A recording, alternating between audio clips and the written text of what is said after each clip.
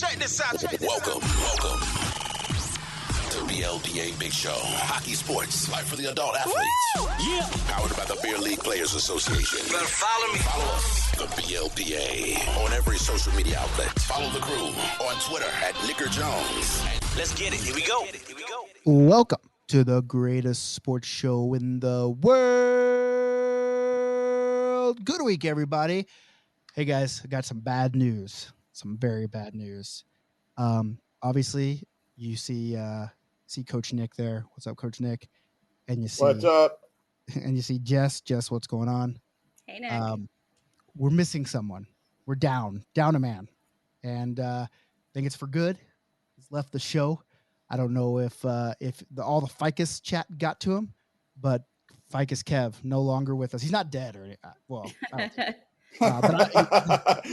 Look at Kyle Thornton. What a pussy! Just right off the thing. Right off the rip. I brought my dead bamboo in honor of Ficus Kev. That's dead Ficus Kev right there. It's just it's a sad deal that Ficus Kev is no longer with us, but that's okay. The show must go on. So go follow us over at the BLPA, every social media channel. And before we get going too far, I might as well tell you the show is brought to you by hockeywolf.com. Ow. Hockeywolf.com, beer leaguers just like you and me, trying to make the game more affordable. So if you need team gear, if you need new sticks, if you need new skates, if you need new gloves, they're the guys to take care of you. Trav over there will take real good care of you. So hockeywolf.com. Ow. Listen, we want to talk about gross dressing rooms this week on the show. I asked about it in the Facebook group, and so we're going to talk about the nastiest dressing rooms you ever been in. But our guest actually just showed up, and I don't want to keep him waiting because we got a lot of big questions for him. Some of you guys might not know his real name, which is obviously Jon Mirasty. But some of you might know him as one of the gyms in Shoresy, for those that watch the Shoresy show. But we're going to bring him on right now. He just showed up. So let me. Oh, well, now he just left. I guess he didn't. He just messaged me. Says he's been, like every time he clicks it, the browser goes up and down. So I'm texting him. He should be right back on. Oh, there he is. Here he is, right here. I see him. I see him showing up. And as soon as his video hops on, listen, I'm going to give a really brief overview about Jon Mirasty. He played for the Danbury Thrashers. I don't know if we see the show. We'll ask him about that for sure. But he had about a billion, maybe more, penalty minutes in his professional career. And his professional career, it spanned 2000 to it looks like he just got another contract this year. So he's been playing for a long ass time. Yeah, he's one of those guys that first off, he loves the absolute game, right? And the reason when a player like him plays so long, guys, it's because he's loved. Meaning not to kiss his ass and nothing, but because he knows I love him to death. But he's an awesome locker room guy. He's a guy that's never negative. He will always pick you up. He's just one of those guys that no matter how old he's going to get, he's not only just because he's tough, but he's a guy that you always want in that locker room. And especially a guy you want around young guys as well, too, to see how they really play at that level and how to be a pro. So, Johnny's been a friend of mine for a while, and he's a legend of the game. And I'm pumped that he's on Shoresy. It's always awesome to see him on there. And they got their second season coming up, and I'm hoping he's going to be even bigger part. But he's a testament to the game. And on top of that, too, guys, he's a testament to the Cree Nation. And, when it comes to that as well. And we'll get into that, I know. Yeah, for sure. Because especially they just had the Indigenous Days, and all the Canadian jerseys were absolutely insane. So we'll ask him which one was his favorite one. My favorite, obviously, the Flames. Whenever you can't get blasty and get like the feather headdress going on them too, it just looks sweet. But there were definitely a bunch of really cool Indigenous jerseys. And so I guess why we wait for him to come back, 'cause I saw him jump on and then jump back off. If he has to, Nick, you can text him and tell him. You can even just use your phone and go on to the browser that way. And I know it sucks holding the phone like that, but I've had to use the browser before when I was out and about, just making my rounds. So before he gets here, we'll also talk about, I was just in Lake Louise this past weekend playing one of our draft experiences. man, Lake Louise is, I don't know if anyone has ever been there, but it's probably one of the most gorgeous places. I mean, it's out in the mountains. Like you're literally, the rink's outdoor. It's natural ice. It's covered a lot like the Philadelphia one, but you're surrounded by the mountains. Like you walk up, you look up, and there's just big ass mountains everywhere. I mean, you got the wildlife out there. We're out there with a big ass fire going. We're grilling hot dogs. We're making s'mores. We're drinking lots of beer, and we're playing hockey. And the cool thing about it is there's only 2 locker rooms. So you got a beer, Jess. So there's only 2 locker rooms. And so basically you share a locker room with the team you're playing. So why I like it is because decks, you usually have problems about people being dicks, but if you are going to be a dick, then you got to see that the people in the locker room you're just a dick to. So it makes for a lot of camaraderie, and people have a lot of fun. And it's one of probably, like, when you think about it, it's probably one of the best ones that we do just because of that. Okay, I'm gonna bring John in right here. Let's see if we get John. Are you there? Oh, I think he's having some tech issues. I see that mug. Yeah, I see Johnny, him. can you hear me? Oh, there he is. I think he's just got some freezing issues going on here. Tech difficulties. John, whenever you start talking, we'll stop talking. He's moving. Okay, well, we'll keep going. Perfect. So Lake There's never Louise, a good moment to go frozen, right? Like you're always like, it's right there. Like I don't know what's going on, but anyway, so Lake Louise just incredible. This weekend we're in Omaha, Nebraska, and Tampa the same weekend, and I'm going to Omaha, a 16 tournament, the first one, just 50th tournament we've done. And this is the 4th year. Going on the 4th year. This is the number 50. So congrats. by the time this year's over, we might be at 75. Next year we're going to hit 100 for sure. So I'm super stoked about that. The weekend after that we're in Boston, and the weekend after that we're in Austin, and the weekend after that we're in Ann Arbor, and then we have a couple week break, and then we're go to the bash season. Basically bash season is Philadelphia, Columbus, and DC, all 3 back-to-back weekends for the team tournament side of things. So definitely a lot of hockey to be played for sure. So super stoked about that. Here comes John. Let's see if we can get him wrapped one more time. What do you think? Here we go. John. I wonder what he said. I wonder what the issue is with I don't know what's going on here. He said the same thing with the browser. Johnny, we keep seeing you, buddy. Can you hear us? Womp, womp, womp. Let's see if I can get him on some settings here. Yeah, I don't know. I don't know if he. Oh, we just had him. I see him moving. We might have to just call him. I'm gonna just have to call him on the phone and do a phone interview. Whatever. Half the fun is this beautiful face, though. I know. Look at that mug. Looks, yeah. you know. All right. Well, let's talk about the dirtiest dressing rooms you've ever been in. While we wait for John to get going here, Nick. Well, Nick's texting. I'm gonna go with Jess. Jess, what's the grossest locker room you've ever been in?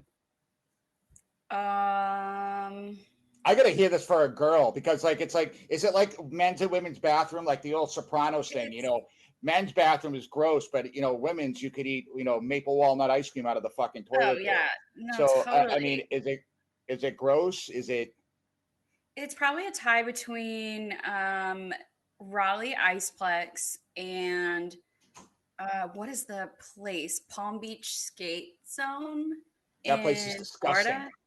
Yeah, and I do most of this rankings. Okay, so like a locker room itself, they're all kind of the same, right? The floors are wet with God knows what. There's dirty, sweaty sock tape everywhere. There's I have found a condom on the floor in one of the locker rooms before. I think that was at Iceplex, and you're like, why? I mean, I just don't have questions. But it's always the bathrooms, right? So I actually had this question the other day. Most of the bathrooms I go to in the locker rooms always have like a toilet, for your pregame poops, and then you've got a urinal.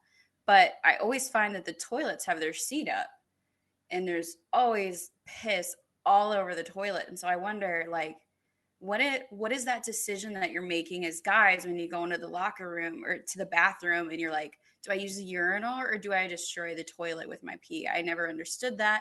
I'm not a man, but it's usually the bathrooms that get me. It's like, cool, I'm gonna have to sit here and hover and just like contribute to all of the mess. But yeah, no, these are places where like I want to pour rubbing alcohol on my feet as soon as I can to try to kill whatever diseases there are. Hey, you said pregame poops in the locker room, and that just threw me because I would never poop in my own locker room. Never, ever, That ever, ever would I. That's actually should be the number one rule of same. beer league. And hey, I think if you want to text John, I think it's his internet stuff because his internet connection is way down when he logs on to this thing. Like we all have full bars, and he's got one or two. So you might tell him just to try on his phone. Yeah, I'm telling him just accept. Just give me a second. It's that we'll get. I'm getting his number to call. Okay, cool. And so basically, let's just read through some of these people are saying on the BLPA. Northeast skate zone in Philly, trash all over the floor, overflowing trash cans, no seats on the toilet, cold water in the shower, no heat, and smelled worse than my skates.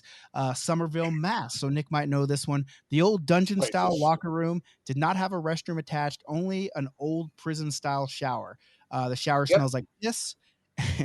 And in a close second place, the Plano rink in Dallas, toilets broken in the locker rooms. There's a 5-gallon bucket in the middle of the floor. Listen, I've been to Plano before and I didn't see a 5-gallon bucket. That's actually pretty disgusting. Like, That's okay. to pee in the bucket. I guess so. I mean, why else would you put a 5-gallon bucket in the middle of the floor? I mean, for beer, maybe, but if the bathroom's broken, I don't know. Let's see. Burien, Washington, no ceiling. So teams would throw stuff over the top at each other until it was time to take the ice. There was the old Mount St. Charles rink in Rhode Island still had, up until I think about 10 years ago, they still had the chain link fence for glass. Oh, really? That's old school. Yeah, the old chain link fence. I mean, those are rinks, but I have to bring it up. The rinks, the locker room, the visiting locker room in El Paso is absolutely disgusting. In El Paso, they have a North American Hockey League team, and it gets packed. I'm talking guys, they absolutely love their hockey down there. It gets absolutely juiced. I'm talking packed to the standing room only kind of place. And the visiting locker room, we went there last year. We get in there, the bathroom door is bent, right? It's just bent, and it's in the locker room, like the bench, right, where you're sitting, and the shitter's right here. Yeah. Right. It's not like you walk in, open a door, then the bathroom and everything. No, it's right there. We get in there, it's already clogged. The lights are all broken. The back door, you open up the back door and it is just horse shit all over the place, so you can smell it. It's just it's a rough place. I mean, I've been to some pretty bad locker rooms. I mean, that one was pretty pops, but I mean, there's some places in Massachusetts and New England they've been around for so long, guys, that it's just, and they've never done it. Like at the old Charlestown rink, I mean, it's a great rink, loved it, but the locker rooms were rough.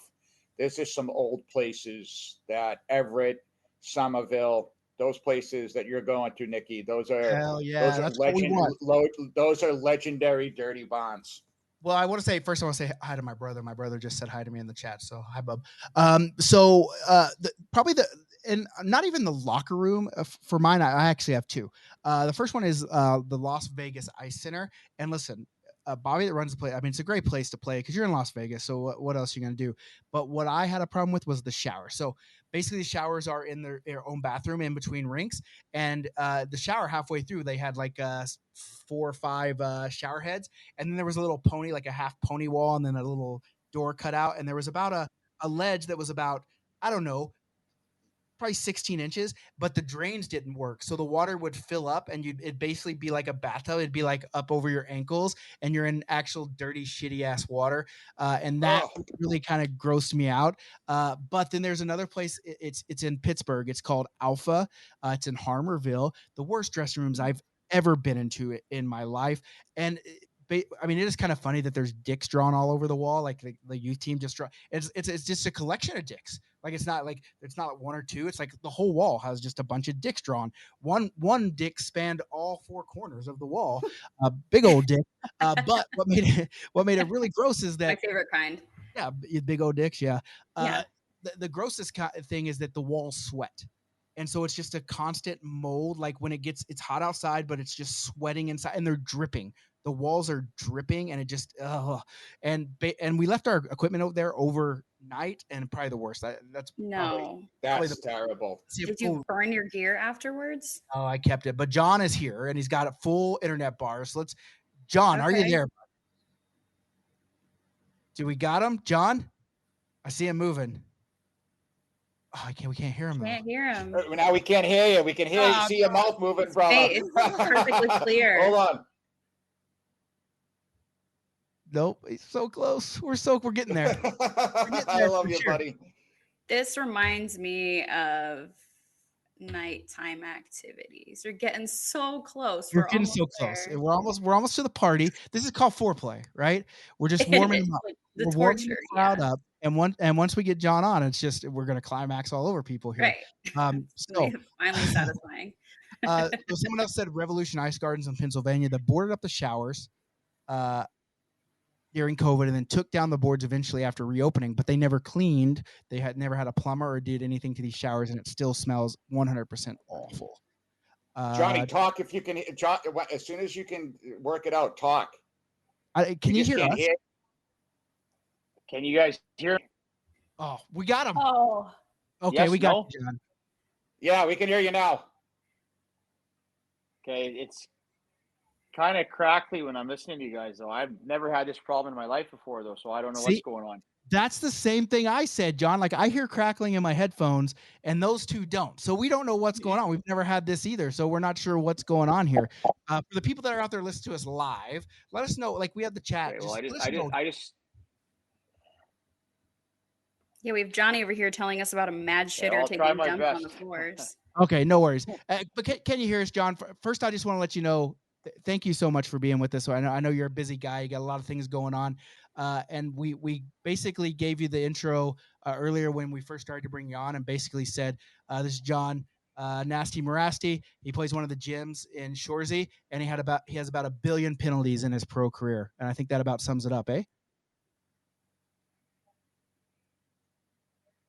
Sounds good. Yeah, sounds good. 10 minutes are always good. Well, let me. I love penalty minutes, and I had a fantasy league with a bunch of my boys, and the GM of the league turned off penalty minutes for points, and I got fucked in this league because I was like, I'm gonna rack him up with the pims, and he turned them all off. So I'm not sure why he would do that. I mean, they're an important part of the game. He also turned off, or he turned it off to where if you have an assist and a goal, it's the same amount of points. It's a wild league. I basically just told him, get fucked. Here's my $30 donation. I can't even do anything here. But anyway, John, first thing I want to talk about is we want to talk about your relationship with Nick. We talked to who'd we have on last week? Nick? Trevor Gillies. Yeah, we had Trevor Gillies on. We were talking about all the fights, and Nick said you guys had fought quite a few times, and just wanted to get your thoughts on squaring off with Trevor. Trevor and him fought quite a bit.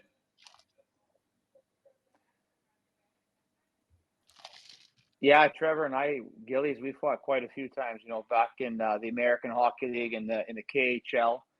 He was always a tough southpaw guy that I always knew that when I was coming up against him, it was going to be quite the battle. But he's a tough man, and he was one of the tougher guys that I've fought in my career. That's for sure. Nick, you got any questions to lead in here, bud? Well, yeah. I mean, John. I mean, obviously. Sorry, guys. Bud.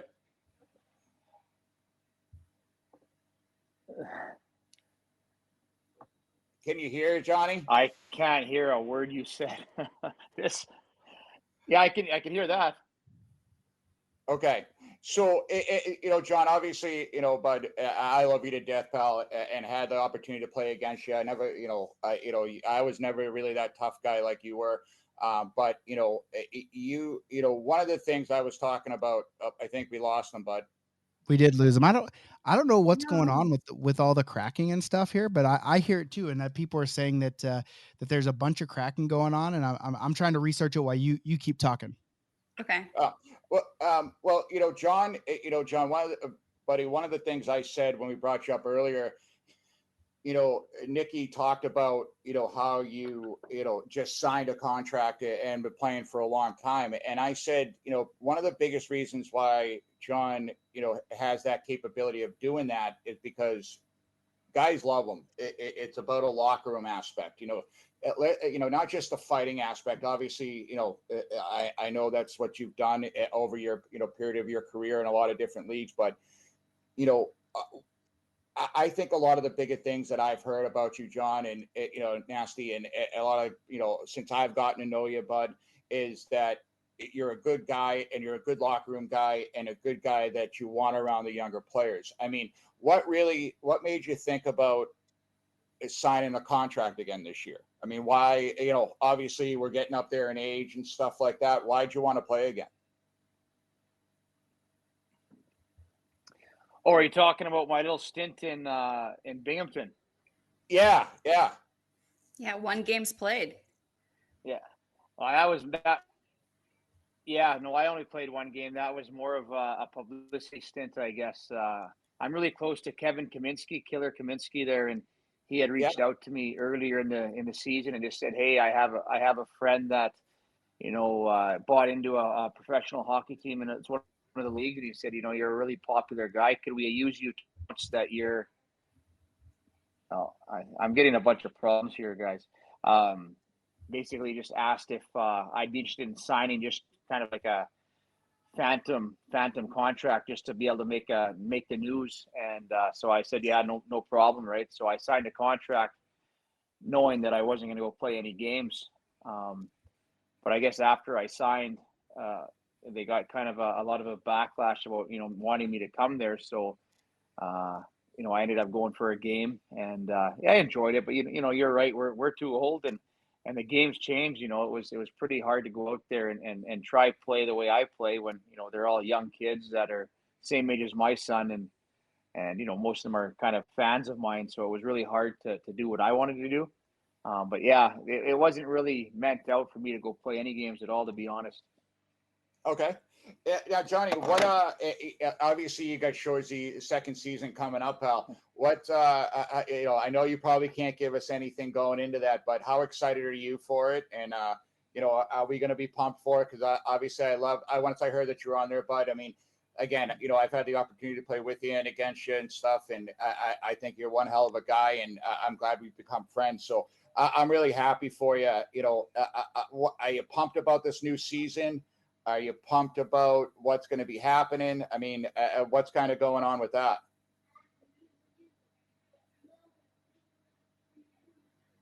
I think I only caught about 50% of that, but I kind of got the gist of it. So if you guys can hear me, I'll respond.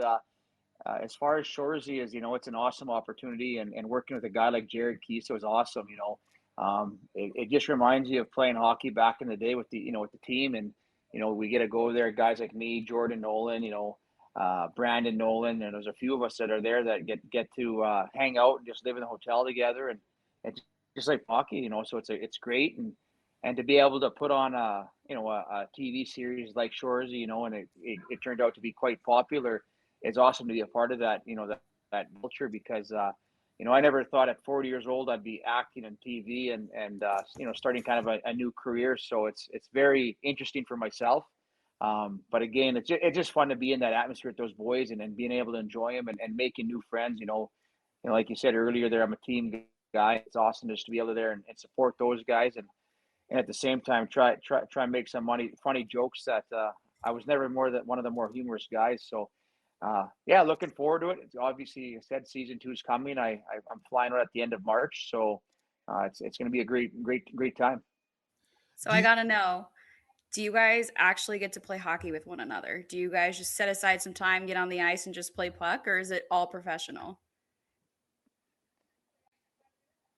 Oh yeah, I know. Like usually the first week that we're there, we just go and start skating and pissing around and running like a real hockey practice, and then.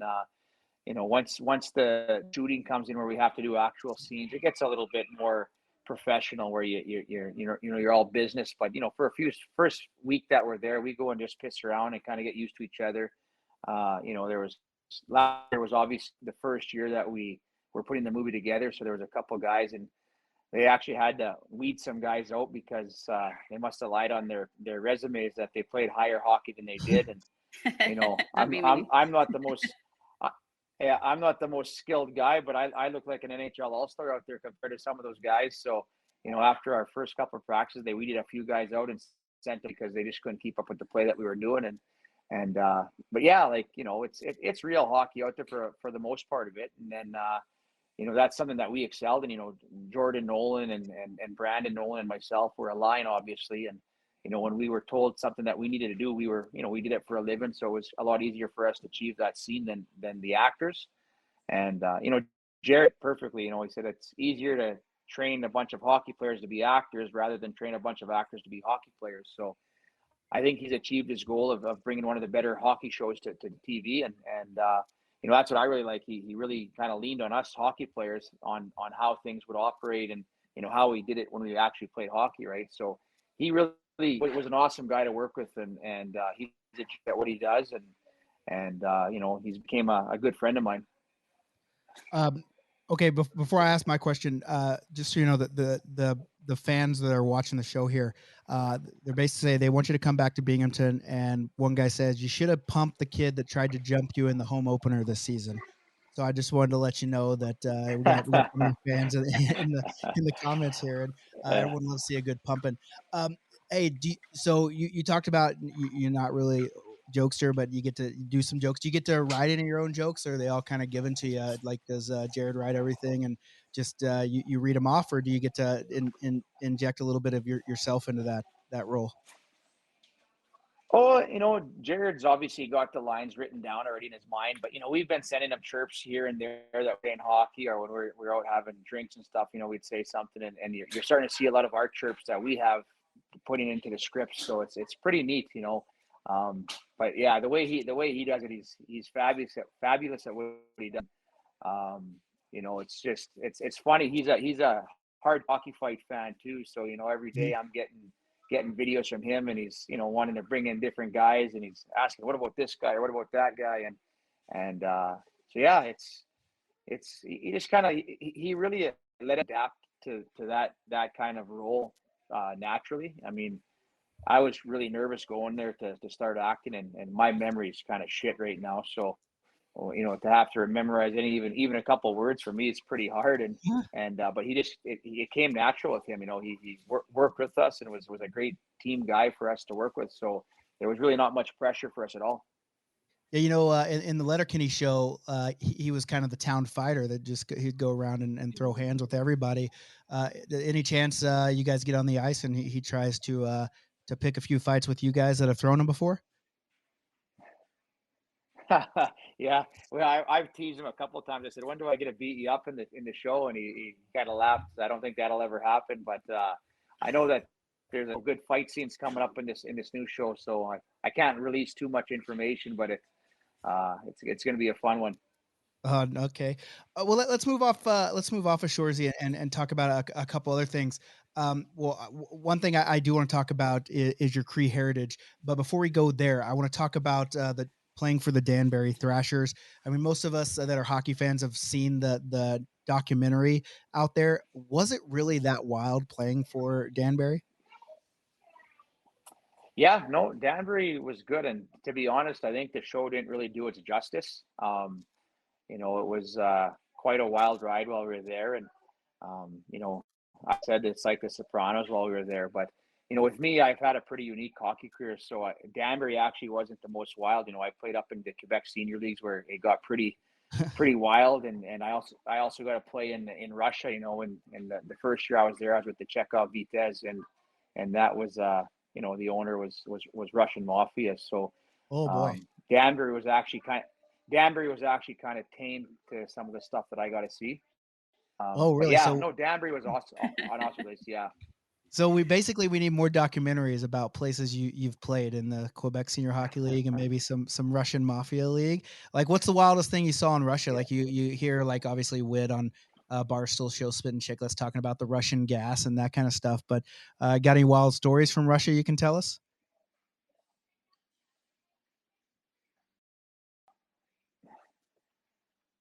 Oh, we got him on the working so good, and I couldn't hear a word you just said in that one. But for the last 5 minutes, it was perfect. Okay, well, I'll just say, that? Yeah, we were just talking about how Wit on Spittin' Chicklets talks about the Russian gas when he was over there, and I was just curious if you had any wild Russian stories you could tell us about your time over there? Well, I could tell you stories all night long about Russia. I mean, there was, I had the opportunity to have drinks with Putin. I got to, you guys must have heard of the Russian wedding party thing that me and Yablonsky got into there. That was kind of a wild ride. The Josh Grattan story, flying across the ocean just to fight Grattan was kind of a cool story. I don't know. I got stories we could be on here all night to talk about if you wanted. We're here for it, but tell us about having drinks with old Putin, because you watch Putin when he goes out and plays hockey, and he just seems like the type of guy that I don't know, like he wants to be a hockey guy, but he's not really a hockey guy, but he goes out there and I guess tries real hard. But tell us about having drinks with him. Oh, just we'd go out to the boss man's place there. It was called the Village, and I always kind of compared it to the TV show, Cribs, where you see these houses that are, worth tens of millions of dollars, and it was kind of like that. You pulled into this compound, and the guards would come around the vehicles, and with mirrors underneath and looking, and they were carrying machine guns, and we got to go there, and the boss man is the owner of our team, and I just don't even know his real name to this day. We just called him Boss Man, but he was well connected. He had guys like Mike Tyson would come there, Roy Jones Jr. He was a big avid boxing promoter, and also obviously liked hockey fighting. So guys like me and Yablonsky, we fit in right away. But yeah, just being able to go out there and sit and meet all these people that he'd bring out there was kind of neat.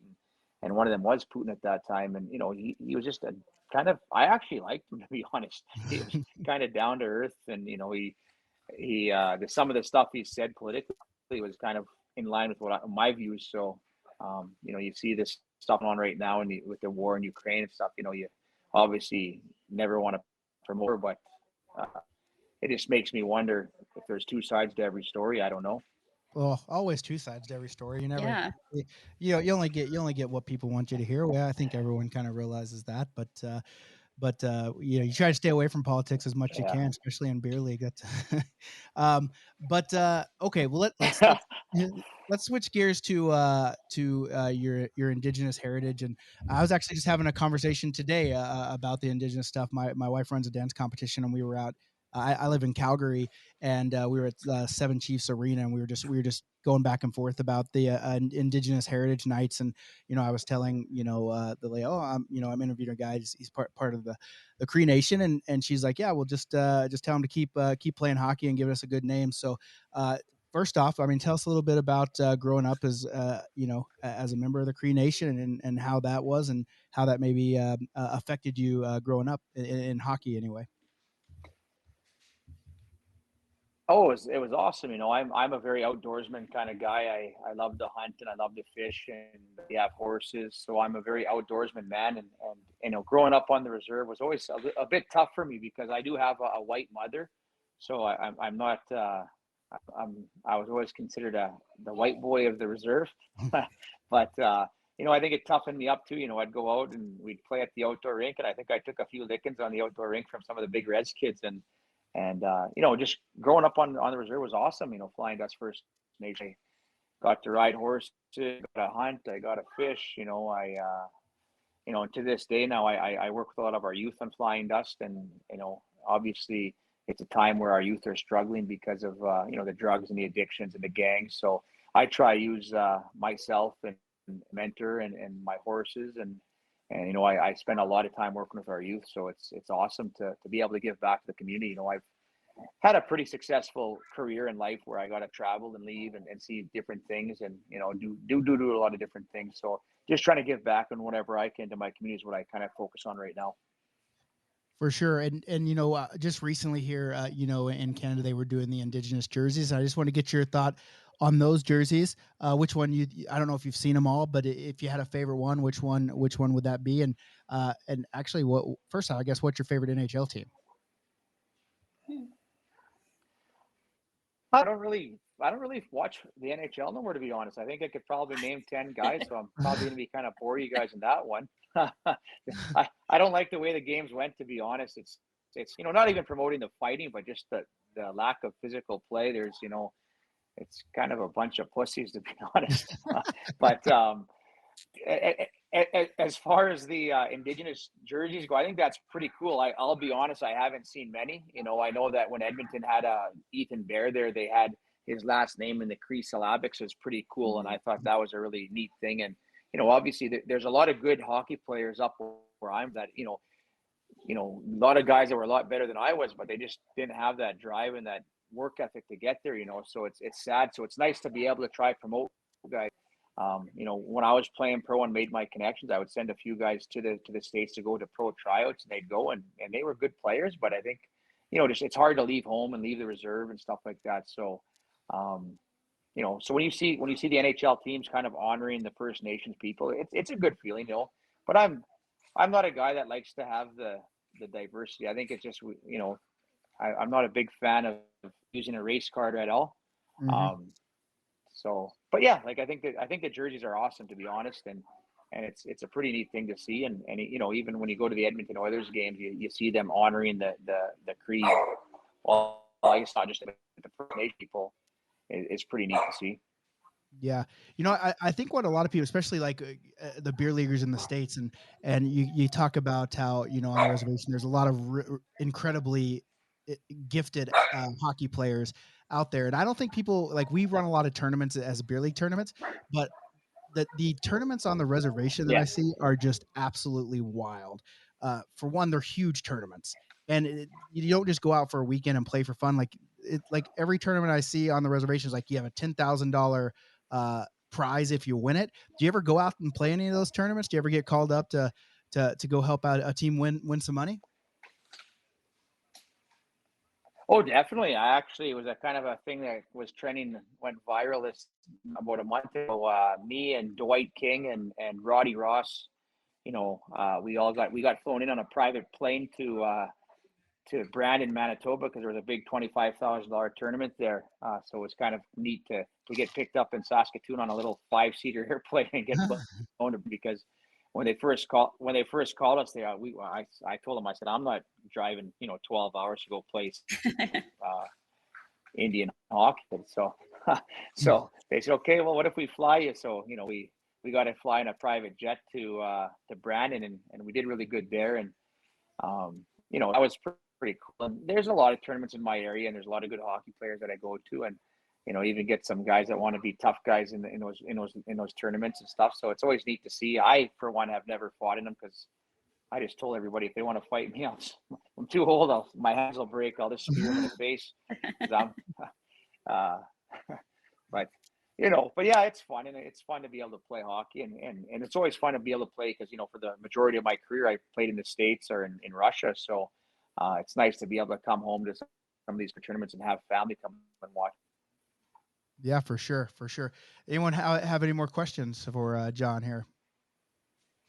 All right. Well, we don't want to keep you all night, John, but we do appreciate you coming on. And even though with the technical difficulties, we apologize for that. We're still not sure what's going on with them, but I still hear the static. But half the people hear it and half the people don't. So we're not sure what. But I guess that's just technology. Yeah. But other than that, everyone. Sorry, guys. I feel terrible. I think like. Well, we don't know. No, I was just saying. I'm sorry that I apologize. Yeah, no, we'll apologize to you, please, brother. We just appreciate you taking the time. You know what I mean? Absolutely. I know we know you're a busy guy. I'll text you anyways, Bal. But I love you. Keep it up, and we're pumped for that second season. But don't worry about it. And thanks for coming on. I'm sure Nikki has something, but thanks for taking the time to talk with me and see me, and always talk with me too as well. You're always a good shoulder to lean on, and I always appreciate your friendship and your help as well. Definitely, guys. Sorry about that. I couldn't hear a word you guys just said. He's professing his love for you. Yeah, he was telling you how much he loved you, basically. So yeah, just take it. It was all good. But hey, we'll catch you next time. We'll get the technical issues solved. And hey, have a good season 2 of Shoresy. We'll all be rooting you on, and maybe you'll get to beat up Jared in one of the episodes here. All right, guys. I appreciate it. Thanks for having me. All right, you have a good one. Yeah, see you later, thank buddy. you. That's Jon Mirasty right there. It sucks we had the technical issues. We're Is not it sure me what's that's the going on. asshole? Is it me that's being the asshole here? I don't know who it is. No, because I muted you. I muted you because I was like, I oh, know this. that's why Yeah. I shut the fuck up. Yeah. But is it me that's being the asshole? No, I don't know. I think maybe it's just some technical stuff. I'll listen to the playback and try to figure it out. I'm not sure what it is, but other than that, I mean, hey, Jon seems like a great guy. Seems like a guy that would be a great locker room dude. And when we get the technical difficulties ironed out, we're gonna have to get him back on because I want to hear some crazy ass Russian stories. I don't want to hear just I can tell you some stories. Well, just tell me the fucking stories. You know what I'm saying? Like, let me hear. I like wow me with some Russian bullshit. You know what I'm saying? That's what I want to hear. So, I love those perspectives though. Like I would never have sat there and thought like, oh, Putin looks like a guy I want to go have drinks with. But if you get in that situation, right? Like how else would we know? And I feel like if there's anyone who's going to bring out the good in Putin, like drinking, it'd be hockey players. So for sure. Yeah. And Johnny's, I guess like John, just like Gilly, just like Yabo, you know, even a guy like Putin, and not to sound like a cocky asshole here, but even a guy like Putin wants to meet these guys because it's you know, high-end hockey players, it's a totally different mentality because you have to live on that edge a little bit, right? You have to be off your rocker, like, you know, and do we pay, you know, pay the price, you know, later on? Like he even talked about the memory aspect, right? I deal with it. Gilly deals with it. You know, like we talked about before, we have a call that we do every first and third Wednesday of the month with guys that have these problems because of it. So living on that edge, and I think that's what's attracted, you know, not only attracted people like that, it's why it attracts females. It attracts, you know, a lot of different aspects of it. So, you know, Johnny's a great guy, and I'm pumped. You know, he just texted me sorry and stuff like that. But, you know, I'm hope to have him back on again. Yeah, tell him. Well, yeah, we'll get him back on. We'll get this ironed out. I'm not sure what's going on. We've never really had the issue, but outside of that, Jess, I'm going to see you next week in Boston. Yeah, and I'm gonna see old Jakey boy too. Hell yeah. Anything you want to do? Have you ever been to Boston before, Jess? Yeah, it's been probably like 10 years. I met a guy in a bar in Scottsdale where I'm from. He was in town for a baseball tournament. He was from Boston. Of course, like I love the accent. I was like, oh my God, your accent was like so cool. We ended up like exchanging numbers. We met on like a Saturday night at the bar. Maybe it was Friday. Who knows? He actually came to my beer league game on Sunday, and I like just started playing. It was really terrible. So we ended up like talking for a little bit, and back when flights were cheap, he's like, come fly out for the weekend. I'll show you around Providence. I'll show you around Boston. So yeah, like 10 years ago, I was a very outgoing, and that's the only time I've been. So it was like for like a day. Okay. Yeah, so I'm actually excited to like go back and spend more than a couple days and know the guy that's coming with me for more than like 48 hours. Well, Nick was just telling me that there's it's the Camerata Square in the north end, and there's a big picture. And we gotta go take a photo with it. Well, it's not even you have to like in the summer, like I told you guys, they have the Italian festivals, right? And what they are, they're festivals where they're carrying a saint. Like there's a Saint Anthony, Saint Agrippina. One of them's called the Madonna della Cava, and it's the saint that it's actually my great grandfather brought it over from Sicily. It's the second weekend in August. It runs 3 days. We have our own club, you know, the whole thing, right? And anyways, so it's Hanover Street is the big street in the north end. It's like the main street, okay? And Salutation, there'll be a street sign that says Vincent J. Camerata Square. That's my grandfather. So if you guys do head down there, you got to take a picture underneath it. It's a requirement. If you guys end up in the north end, you got to do it for me because I think we're gonna get in around noon on St. Patrick's Day, and then it's right. The north end's right there. It's right in Faneuil Hall. It's right near the garden. It's right there. So, and if you guys want, you know, dinner reservations or, you know, you have any problems or anything, don't hesitate to call me and I'll get you out of it. Okay. All right, we got it. Sounds like we can get ourselves into trouble. Our objective is to make it to the draft party on Friday night. Good luck. Make it there, and then the games. But Boston is a great town. Like I'm gonna get in Thursday. I'm gonna go exploring Thursday, so I'll find the sign for sure.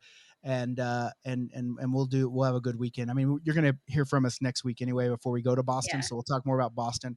But hopefully you guys will get to hear good stories from Omaha and Tampa, because we're doing 2 tournaments in one weekend this weekend. So it should be a good time. For everyone out there listening, hey, if you hear all the crackling, we're sorry. We don't know what's going on, but we're going to get it fixed for next weekend. And hopefully we don't ever have this problem again. So before we get out of here, anything that you guys want to add? No. I just want to say, real quick, guys, like I said, for any hockey players out there, ex-pro guys that are listening and stuff, if you guys are having problems, need someone to every first and third Wednesday of the month, we do a call with a bunch of ex-NHLers, bunch of ex-tough guys and stuff. And, you're not alone. We're tired of losing guys to suicide, drug addiction, overdose, and stuff like that. So we've got a really good group. If you can, just reach out to me on my Instagram, coach_Nick44. It's totally private, it's between me and you, brother. So if you guys need anything, female, male, we're here for you, and just something that I want to put out there. And thanks again, Johnny, and looking forward to Shoresy season 2. Yeah, for sure. Thanks for Jon Nasty Mirasty getting on here with us, even though we had the difficulties. All right, guys. Well, we'll see you guys next week. Until then, be good or be good at it.